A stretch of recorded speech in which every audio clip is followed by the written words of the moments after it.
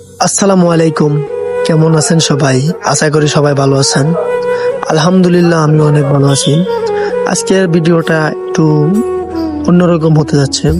আসলে মোটামুটি অনেকদিন হয়ে গেছে কোনো ভিডিও আপলোড দিই না, তো ভাবলাম যে ভিডিওটা একটু আপলোড করি। আসলে ভিডিওটা হচ্ছে একটা টপিক নিয়ে। টপিকটা হলো মাদক। আমি দীর্ঘদিন ধরে আমাদের এলাকার মধ্যে মাদকের বিরুদ্ধে কাজ করছিলাম বা করে যাচ্ছি। কারো কাছে আমি শত্রু হয়েছি, কারো কাছে আমি ভালো হয়েছি, কারো কাছে আমি এক একজনের কাছে এক এক রকম হয়েছি। কিন্তু আমার দৃষ্টিতে আমি মনে করি যে আমি কারো ক্ষতি করি না, দেন আমি কারো উপকার করতেছি। এখন আমি যদি কারো উপকার করতে গিয়ে যদি আমি কারো হুমকির মুখে পড়ি, কেউ আমাকে টার্গেট করে, কেউ আমাকে হুমকি দেয়, সেটা তো আমার ব্যর্থতা না, সেটা হচ্ছে তার ব্যর্থতা। আমি তো তার ভালোর জন্য এই কাজটা করি, তাই না? একজন মাদক ব্যবসায়ী যদি মাদক বিক্রি করে তাহলে সে খাইতে পারে, কিন্তু মাদক ছাড়া তো আরো অনেক কাজকর্ম আছে। অন্য কাজ করে খাক, মাদক কেন বিক্রি করতে হবে তার? তারপর আসেন যে খায়, দুনিয়ার মধ্যে এত ভালো ভালো জিনিস থাকতে আপনি ইয়াবা কেন খাবেন? মাদক কেন সেবন করবেন?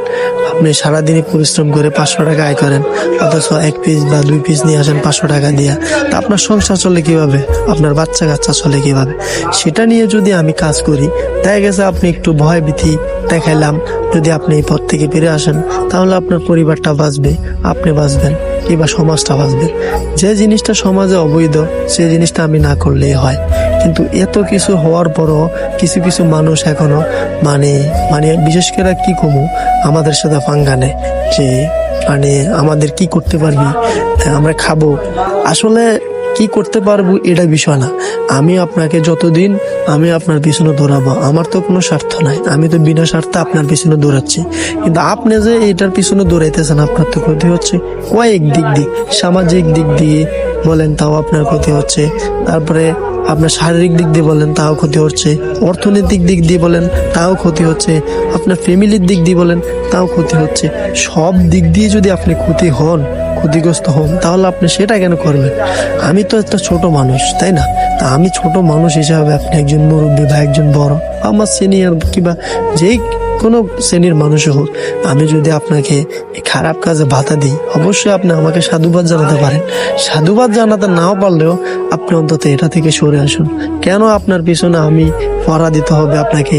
আপনি কার কাছ থেকে আয়না আনেন, কার কাছ থেকে খান, কেক, এগুলো তো আমার দায়িত্ব না। কিন্তু তারপরও চাই আপনি ভালো হন, আপনারা ভালো হন, তাই না? এখন এগুলা যদি আপনারা খারাপ